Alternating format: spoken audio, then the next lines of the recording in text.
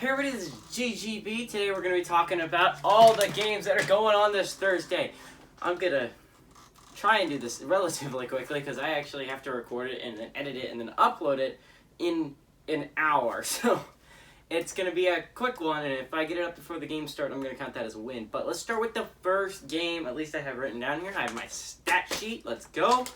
The first one we have is Western Illinois Leathernecks traveling to the Ball State Cardinals. This game's going to be on ESPN Plus, if you were wondering, and the spread is 31.5 points. Now, Western Illinois did not have the best year last year, like saying the very least. They went 1-5, so not good at all by the Leathernecks. And then you look at Ball State on the other hand. Ball State is one of these teams that you could think is up and coming with the group of five. You have, they looked very good last year. They went 7-1. They won the MAC against Buffalo, by the way. And Buffalo is normally one of those top-tier group of five teams. Maybe Ball State's coming into its own this year. And they beat San Jose State, who is another team that came into its own last year and won the Mountain West over Boise State. So, again, you're talking about a Ball State team that is very well put together, did not lose many pieces last year. And you're talking about they're going against a Western Illinois team that's not pieced together at all. And then, I mean, Ball State's been good before. They have a history of being somewhat good. So, this is an interesting game if you want to watch Ball State and see how good they could possibly be. This is going to be a blowout Ball State win. Give me Ball State by a good amount here. Going on to the next game, we got Wagner. The Wagner Seahawks traveling to the Buffalo Bulls. And while I was just talking about Ball State earlier, this is the other flip side of the coin, where if Ball State doesn't win the MAC, it's most definitely going to be Buffalo. Buffalo Bulls have been dominating the MAC ever since I started watching football. They have been the dominant team in the MAC, and I think that last year was the first year that I was since I've been watching football that Buffalo didn't win the MAC, and that was a huge thing last year, at least for me.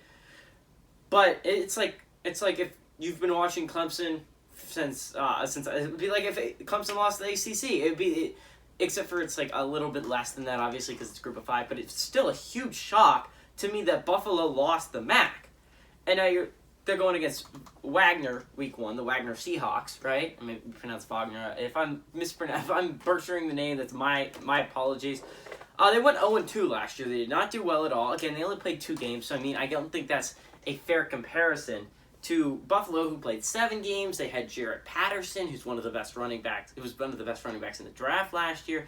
Although he went undrafted, he's making a big deal with the Redskins in the NFL. But Buffalo was really solid last year, really solid team. And they beat Marshall, I believe, in the bowl game without Jarrett Patterson. So that proves they can beat top-tier teams without Jarrett Patterson. Plus, they have they had a whole offseason to regroup. Buffalo's favorite at 43.5 points in this game, and I honestly do think they will cover this. Wagner is not a very good FCS team. Now, Buffalo did lose the MAC last year, but again, it's against Ball State. That's going to be the real game, but Buffalo should easily win this one on ESPN3. Now, moving on to another game. Citadel Bulldogs traveling to number 22 Coastal Carolina, the Chanticleers. Now, most people remember the Chanticleers last year as kind of the, if you weren't looking at Cincinnati, you were looking at maybe, if you were talking about a group of 5 team that had an outside chance of making the playoffs, they were even in my possible playoff scenarios video. It would have taken a lot to get them in. But the Chanticleers did go undefeated all the way to their bowl game last year. They ended up having an 11-1 record. They lost in overtime to Liberty. But they did end up being Sun Belt co-champions last year. They probably would have been Sun Belt champions, although who knows. Because they played UL Lafayette they were going to play UL Lafayette in the Sun Belt Championship, but unfortunately that game was canceled due to COVID reasons, so they were crowned co-champions, although when the UL Lafayette Coastal Carolina played, I believe, week 3 or week 4 of the regular season, it was a very good game, so I thought we were going to get another great game. Fortunately, we did not. Citadel had a bad year last year. They went 2-10, which is a large part of the 33.5 point spread. Now, this game is not if you just want to watch football, but it's if you want to see Coastal Carolina do really well, or if you want to get an idea of how good Coastal Carolina can be this year. That's the reason to watch this game. Obviously, Coastal Carolina is going to cover this game. I just wanted to use this as an excuse to talk about the Chanticleers a bit, because I do love the Chanticleers, and I also watched Grayson McCall. That's a thing to watch in this game. Grayson McCall is a guy I've seen some people put in the first round of the mock draft. So, again, that's a player to watch in this game. So, there's an interesting aspect to watch. It's obviously not going to be a close game, though. Moving on to the next game, the Long Island Sharks, or the Land Sharks. I believe I've seen both of those two names. They're traveling to Florida International, if you did not know, the Panthers. Now, let's be honest, the Long Island didn't have a great year last year. They went 2-2 in their FCS side. But then, on the other hand, Florida International had one of the worst years I've ever seen out of Florida International. Dang it, I completely forgot his name. But the year after they lost James Morgan. There we go. Thank you, brain. James Morgan, the year after they lost James Morgan in the draft, they go 0-5. I think it's in large part due to the fact that you lose James Morgan. The fact is Florida International does not get a quarterback drafted very often. That's how good James Morgan was at the Florida International. He was one of the best Panthers I've ever seen play, including Carolina Panthers. But honestly, Florida International did not do well last year. The only game that was really close was they lost by 2 to Liberty. So, I mean, that was something that I wrote down because I thought it was noteworthy. Because Liberty was a really good team last year, only lost by 2 to them. Still, I don't think Florida International is going to be very good this year, but I do think they're good enough to beat Long Island by a lot. So give me the 35.5 point spread. By the way, this is on ESPN 3 if you want to watch it. Then getting on to one of the two big games of the night. This is one of the two bigger games of the night. You have Boise State Broncos traveling to the UCF Knights. Now, this one's really going to be interesting. It's on ESPN, normal ESPN, so everyone can get to watch it if you have ESPN. The Broncos went 5-2 last year, and they lost to BYU, and then lost to San Jose State in the Mountain West Championship game, right? I normally write down what the records are against each other if they've played each other. Boise State has never played UCF, so this is going to be an interesting battle to watch from that standpoint. But UCF also had a lackluster year last year. They only went 6-4, but 3 of the 4 losses were by 1 possession. Lost by 8 to Tulsa, 1 to Memphis, 3 to Cincinnati, if I do remember correctly. They were blown out by BYU in the postseason in the bowl game, but that's something the Broncos have in common with UCF. They also lost by a lot to BYU. So, again, I expect UCF to be a better team in this one. As you see, they went 6-4, but 3 of their 4 games were very close. And you look at the Memphis game, was a game they probably should have won. Dylan Gabriel put up amazing stats. So, again, Dylan Gabriel is a guy if you want to watch in this game. But you're also talking about Bachmeier. So it's going to be a battle between the two QBs. I know I am very much hoping UCF does win this game because UCF, I put $50 against my uncle that UCF would win this game. He's a huge Boise State fan. So I gotta hope that UCF wins because I really do want to make $50 and I don't want to lose $50. UCF I do think is the better team here. They're better coached, I believe, with Gus Malzahn. They have a better quarterback in Dylan Gabriel, and they normally reload on the defensive side of things. I think everything will be fine for UCF, and they're going to start out the season well and probably crack the top 25 before next week. Give me UCF to win this one. East Carolina Pirates traveling to App State Mountaineers. Now, this one I really found interesting to look at this. Now, so let's just go over what happened last year. East Carolina, recap, went 3-6. They were able to beat SMU. That was their only notable win at the end of the year. Now you go to the App State side of things, had a down year, only went 9-3. So that's really something to say about your program when you have a down year, still go 9-3.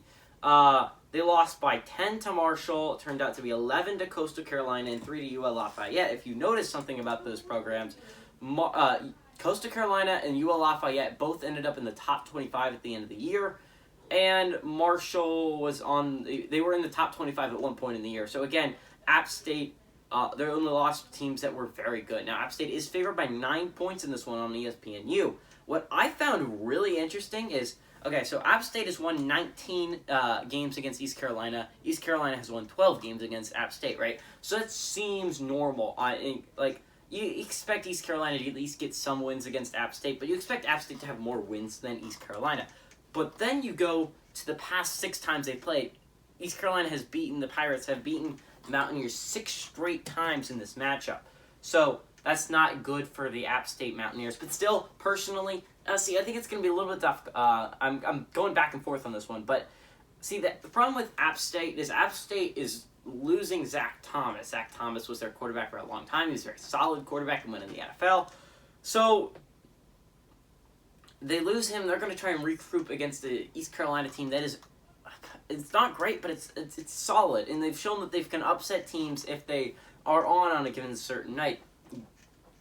SMU. So I'm going to go with App State to win this game, but I do think it's going to be a closer game than most people expect. Give me East Carolina to cover that 9-point spread. Let's go to the South Florida Bulls traveling to NC State, the NC State Wolfpack. So again, the USF had a bad year last year. It had a really bad year. They went 1-8. They won their first game and then lost 8 straight. The Wolfpack, on the other hand, you look at them, they went 8-4, and this was an 8-4 where they lost their starting quarterback at the beginning of the year. They had a lot of opt-outs. They had a decimated team, and a lot of teams could have given up, and you could have had an excuse, right? You look at teams like Penn State and LSU, no one looks at them any differently for not having a good year. But NC State, on the other hand, they still went 8-4 with all those injuries and opt-outs and COVID cases. They ended up losing to Virginia Tech, UNC, 3-point loss to Miami, and 2-point loss to Kentucky last year. 2-point loss to Kentucky being their bowl game. NC State was very solid last year. I expect them to be very solid again this year. And NC State was a contender for a team that I was thinking might have been underrated. You go back and watch my video if you're wondering which team I did end up picking from the ACC. I did not end up picking NC State, but I do think they are a pretty underrated squad. So watch out for NC State. I do think they're going to obviously cover that 19-point spread. On the ACC network, by the way, if you want to watch it.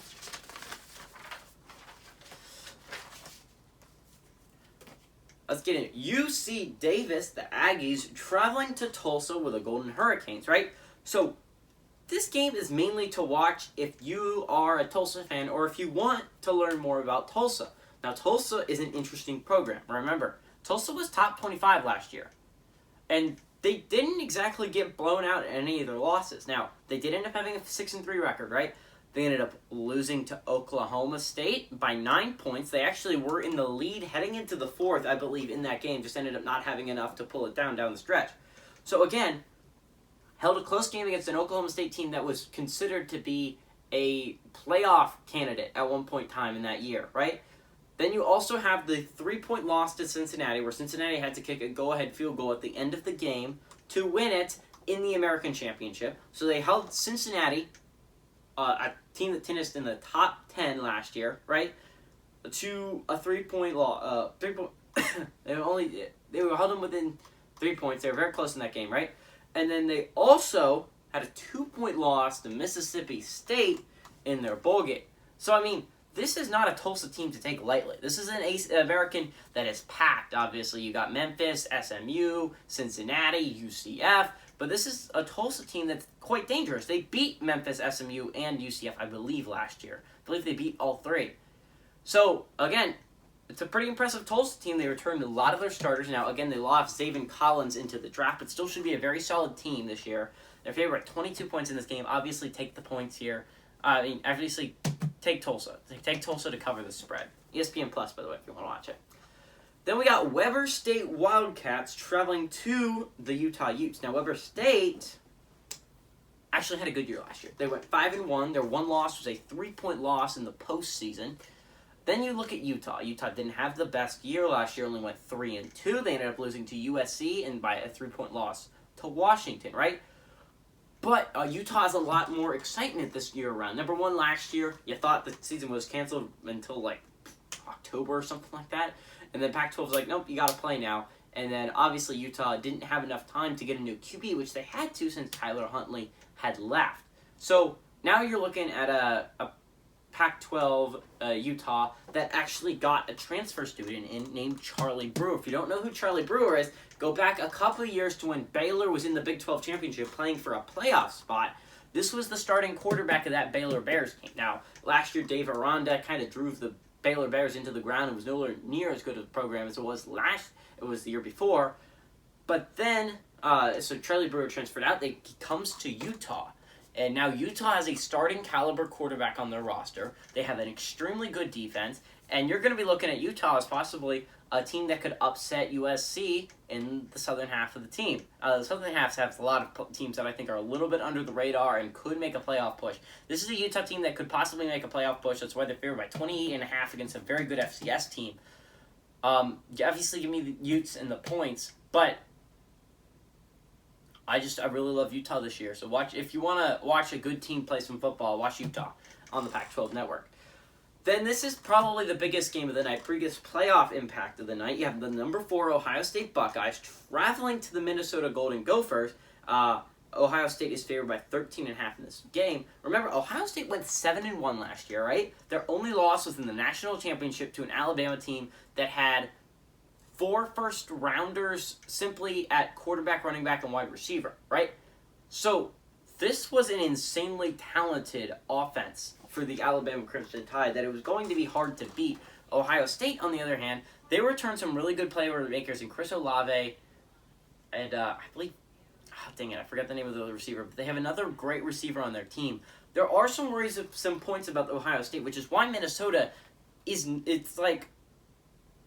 it's like why Ohio State is only favored by 13.5 points against Minnesota. Normally they'd be favored by a lot more, right? So Minnesota, they return their starting quarterback, they return their starting running back, they have a lot of wide receivers that have seen time, they have a very good defense. The only person they really lost last year that was kind of, two, I guess, really, Benjamin St. Juste, the corner, and they lost, Rashad Bateman. I don't know why his name was slipping my mind. But they lost those 2 players, but they returned everyone else, and they should still be a very good team this year.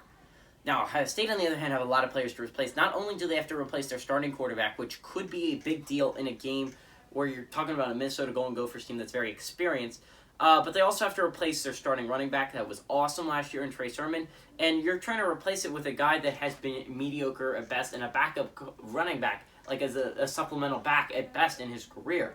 So I'm actually a little bit worried about Ohio State's running game, which is going to make you pass the ball more, which is not what you want with a freshman quarterback going against an experienced Minnesota Golden Gopher.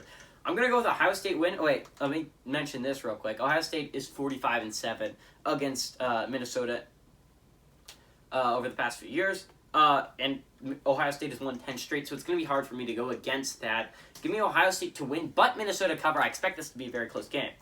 Now, this is where it gets less interesting. You got the Houston Baptist Huskies traveling to New Mexico, the Lobos. Now, again, New Mexico favored by 25 points, but was not a good team at all last year. They went 2-5. Now, to be fair, they did end up beating Fresno State last year, and Fresno State is one of the top-tier Mountain West teams. But they beat Wyoming. Those were their 2 wins. They lost everything else. So not a good New Mexico team. Not a very good New Mexico team. But then you go to the Houston Baptist, the FCS team, also did not have a very good year. They went 1-3. Their only win was a 3-point win against Eastern Kentucky University, EKU. So again, it's interesting. You have a really bad Group of 5 team, and then you have a really bad FCS team. I'm normally going with the very bad FBS team because at the very least they have some talent. Houston Baptist normally does not have very much talent. Give me the Lobos to not only win but to cover this spread. The Bowling Green Falcons travel to Tennessee Volunteers, and this game is basically just an excuse to talk a little bit Tennessee because I'm really kind of excited for Tennessee this year. But Bowling Green did not have a good year last year. I think, let's be honest, they went 0-5. Now I want to mention since they were both FBS teams, I should actually look. Thanks to Wikipedia, I'm going to be using that for the rest of the rest of the college football season. But Tennessee has won the only matchup between these two. 59-30 was the final score. I thought it was interesting. I thought I would mention it. Tennessee last year went 3-7, so not a good year at all. Not a good year at all for Tennessee, but there's a reason why their head coach was fired. This is the reason why, right? What's interesting about this program is all the players that got into it. At least 2 people is what I am really concerned of. Really fun. I think it's going to be fun to watch. Number 1, you get Josh Heupel. Josh Heupel was the head coach of UCF the past, I think, 2 or 3 years. I think 3 years now. I think he was the head coach of UCF for 3 years, right? Yeah, no, he was the head coach at UCF for 3 years. So, UCF was a very good team when he was there. So Josh Heupel, I think, is a very good coach. This is his chance to make an impact. Now, Tennessee obviously is not going to go from a bad team, 3-7 last year, to being a contender for the playoffs this year. But I do think they could get above 500 into a bowl game and be a little bit of an explosive threat. And then the second player to watch in this game, if you want to watch this game, is Hendon Hooker. Hendon Hooker was a quarterback at Virginia Tech. I loved him at Virginia Tech. It didn't really work out there for him. He transfers to Tennessee. I love Hendon Hooker. I think he's a very talented QB. I expect him to be a very solid player with the Tennessee Volunteers. The Tennessee Volunteers are favored by 37 points. There's a reason why. Bowling Green is absolute trash. They lost to Akron by a lot last year. So give me Tennessee. By the way, this is on the SEC Network if you want to watch it. Now we have UT Martin traveling to Western Kentucky Hilltoppers. Now this is on ESPN Plus if you want to watch it. UT Martin's, by the way, the Skyhawks, not the Seahawks. That's thing. Who was that? Who are the Seahawks? Oh, Wagner. Don't know. The UT Martin Skyhawks, they went 3-4 last year, right? Western Kentucky, on the other hand, went 5-7. Their most notable loss was only a 6-point loss to Liberty. And remember, Liberty was a very good team last year. Was undefeated at one point, I believe. NC State was one of the only teams that were able to beat the Liberty Flames. So this one's also not in obvious which one's hugely better one. Now, I do think Western Kentucky's a better team. Obviously, they have better recruits. Don't think they're very well coached at this point. They've not been a very good team since Mike White was their QB. But I do think they will win this game on ESPN+. I know I didn't say much about Western Kentucky. Western Kentucky fans are going to be mad. I'm sorry, guys. I'm trying to get through these. Let's get into it. Eastern Washington Eagles, which went 5-2 last year. They lost in the playoffs to North Dakota State by a leap, only 3 points. So again, Eastern Washington, very good FCS team. Then you go to UNLV. The Rebels, they went 0-6 last year. No, not a single loss was one possession. And there's a reason why the FCS team in this game, which is insane to me, is favored against the Group of 5 team. That never happens. That is how bad UNLV is. Now, I understand Eastern Washington, it's up there. It's like James Madison and North Dakota State kind of level. Now, again, they're a tier below that. Probably North Dakota, James Madison are obviously top tier. But I would say they're near UNI, if you know what UNI is, Northern Iowa. Eastern Washington's a very solid program normally in the FCS. And if I'm talking about top tier programs in the FCS, it'd be the third or fourth name out of my mouth, okay? So, UNLV, on the other hand, is one of the worst programs in all of NCAA. So, I mean, I feel like most people can agree that UNLV is a garbage program. It does not do anything well. So, this is, again, on Stadium TV, so I don't know if anyone's going to be able to watch it. But UNLV is not a very good program. There's a reason why, actually, Eastern Washington is favored by 1.5 points in the game. But if you want to watch a good game, this is probably going to be the closest game of the night. I'm still going to give Eastern Washington the win here. I do think they're going to win it, although UNLV could keep it close. Give me Eastern Washington to win and cover, though.